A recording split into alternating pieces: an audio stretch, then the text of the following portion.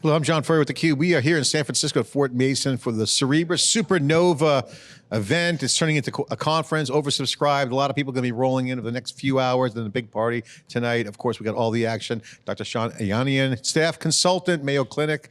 Doctor, good to see you. Thank you. Thanks for coming on. Thank you. So Cerebras, they have the fastest reasoning, fastest tokens out, fastest tokens. Obviously, the AI infrastructure world loves that. It enables more speed, more tokens means more analysis, more goodness from the AI. So tell us your story and your involvement with Cerebras. Yeah, I think the goodness for us comes from our genomic models. And so what we're trying to do is really take all of our patients' genomic information and create a brand new model that's able to be integrated into the clinical practice. We need the model to be fast, we need the model to be effective, but also efficient. So we found that Cerebras would be the perfect company for that. We've been working with them for the past 18 months at this point.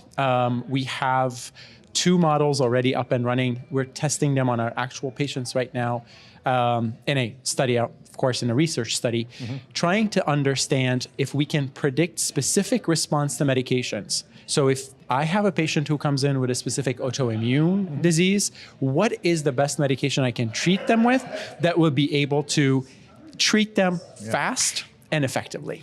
This is in a great area because there's been a lot of buzz around digital twins. Correct. And simulations. This is where it's actually working. This is where you guys are kind of pushing the envelope on this. Is that right? Am I getting that right? That's absolutely right. This is the next iteration of what a digital twin should be. We're not looking just at their digital fingerprint, meaning their EHR, their x-rays, or their imaging. We're actually looking at their genomes, like their actual genes, and trying to understand how we can recreate some of that within in silico within the computer, basically. I mean, this is a breakthrough. I mean, I just want to riff on this a little bit because I want to understand the scope of the magnitude. Because in the old days, I would talk to physicians and experts. It'd be like, yeah, we have a model that can just the general purpose, but some corner cases are hard to do. One of the promises of AI is personalization. Correct. Is this kind of where you're going with this? Obviously, every person's different, right? So can I have my own genome and you can model me up? And that's exactly what we're doing. Every patient will have their own genome and every patient will have their own embeddings, and we would integrate those embeddings, the genomic embeddings, along with all of their other embeddings. And that would create that multimodal, single, individualized model that can predict whatever it is that you want to predict. It's like a health check kind of predictor. Let's test the antibiotics on John, or or like when everyone gets a procedure, they always have to get anesthesia in there, what kind of testing? Are you 5 zillion questionnaires? What did you miss? I don't know what I'm allergic to. I get older, maybe I'm allergic to something. So this is kind of like the future. How do you guys set this up? Take us through like the layout. Like you just roll in some Cerebras and give some blood and obviously a little bit over the top, but take me through like mechanics of how you guys do this. We're lucky at Mayo Clinic because we have a lot of this data already prepared. We have one of, I think, the best IT infrastructure in the world. So we've had the digital capabilities of creating something like this. We just needed a compute partner. And that's where Cerebras would come in. We've used data that's been collected over the last 20, 30 years, even actually going back to the last 90 years. And we've been using that data to really create these models. It's almost like we used to have an expression 10 years ago when big data was kicking on the scene, or 15 years ago, data hoarders and data scroungers. Now people, if you get your hands on the data, you can actually do the work. Right. Take us through what that enables for you guys to do. Take me through like, okay, is it up and running right now? What's the status of the project? You said you're doing some testing with users. It's actually, yes, it's in the process of becoming basically a clinical trial at this point. And what we mean by that is we want to evaluate the performance of the model in the real world prior to generalizing its use. And the model is not for us. The model is for our patients. At the end of the day, this model needs to reach the patients who need the care the most. What's the involvement of the patient? What's their level of engagement that you need from them? Really nothing. Whenever they come to see someone who has a autoimmune disease, let's say, all they need to do is show up and then we will take care of the rest. Got it. So you guys do the back end.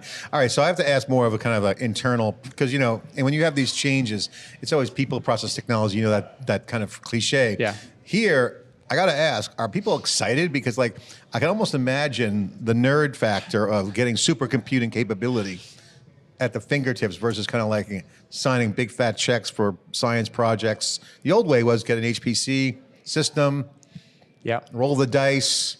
Hope it works. Hope it works, or the results are old. You're talking about real fast, real-time results. Yes, we're talking about results that will be available within 48 hours for the patient and for the clinician to review. Everyone is excited about this. We just gave another talk 2 days ago, and people were just, when can I use this? When can I use this for my patients? We have to take it slow. We have to really evaluate and validate every step of the way. But we're pretty confident. I have to ask you about structural questions. I'm just curious. I want to ask. Maybe it's a dumb question, but we'll see. The old world was all these processes: clinical trials, approvals, compliance, documentation, reviews, because the consequences were serious, whether it's an implant for the heart or whatever, right? What does it do to you guys when you start getting this kind of fidelity in the data? Does it change process? How do you hire Gen Zs to come in because they prompt better than the old boomers and the Gen Xers? No, you're smiling. It actually is the same exact process. We still have to go through the same exact rigor that any other study would have to go through, any surgical procedure would have to go through. We have to complete all the paperwork. So the paperwork is not any less than if you were to design a brand new medications or get them into the clinical practice. And also, it's not just the prompting, it's the entire infrastructure that needs to be supported. So yes, we did hire a lot more just to get that engineering factor to support this. But yes, the paperwork is still the same. And are people excited? Yes. I mean, people they're very excited. They're jazzed, probably. I can imagine. I mean, almost like candy. Can't get in a candy store. Talk about Cerebras. Okay, take me through the relationship there. They have great speed. They're putting out more inference. First token out matters. Take us through some of the implications of that capability that they have and what their advancements mean for you.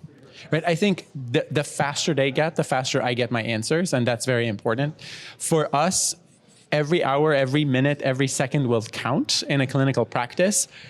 So the faster they get, the better for our patients. Yeah. And do you envision a day where this gets an interface to an app? I mean, what's the vision? Take us through some of the mindsets of, okay, as you guys, because with AI, one of the things I've noticed is that the observation is once someone has these breakthroughs, new things come out of it. Can you share a story about how you scratch the surface, you poke at it, and then all of a sudden new collaboration happens? People kind of come around problems faster. Take me through an example you can share. We started with just one disease, which was rheumatoid arthritis. And now we have at least 7 diseases within the last 6 months, 7 other conditions that we are starting to work on. People get curious about the power that models like this will offer to their patients, to their clinical practice. So we went from one disease, one treatment, into multiple diseases, multiple treatments. And that's the speed with which you can go. The innovation is contagious. Yes. Pun intended. Yes. What's the coolest thing that you've seen? If you had to zoom out, it could be tech, it could be outcome, could be a patient result.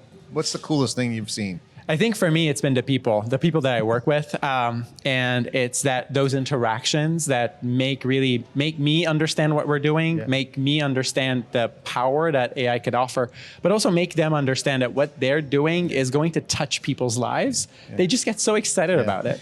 Yeah, I think it's a phenomenal breakthrough. I have to ask you the tech question around, obviously there's a lot of conversations around the tech industry, tech for good. We see a lot of tech for good. This is another example. What you guys are working on is amazing work, and I believe that we're in an era of the innovation is contagious and spawns more innovation. Yep. What's the tech for good angle? If you had to say, is this good for people? Obviously, it is.